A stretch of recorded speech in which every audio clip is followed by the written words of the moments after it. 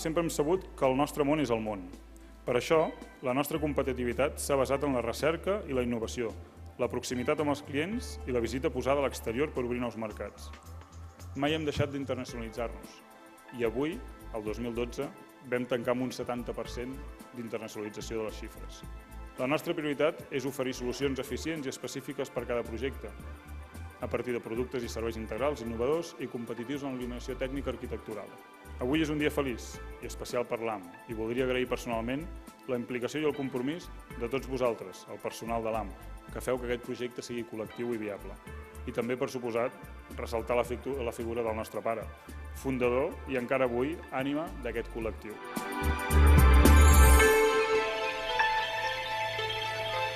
Aquesta és una empresa familiar que ha anat pujant graó a graó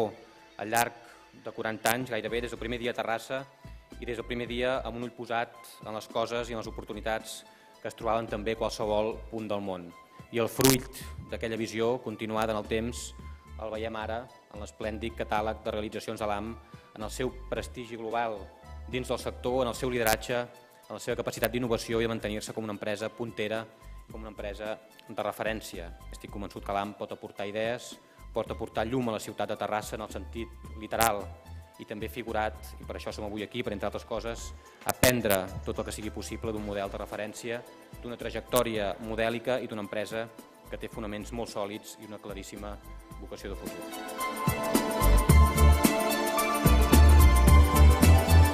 Petits països com el nostre, que li han donat la volta a la seva economia i s'han situat a dalt de tot del rànquing del món,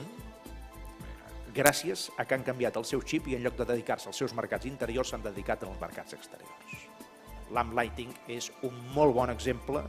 d'aquesta trajectòria necessària. Fa pocs anys la vostra xifra d'exportació devia ser, doncs, això que dèiem, no? el 20, 25, 30%, ara és entre el 70 i el 80, increixendo, seguiu tenint el cervell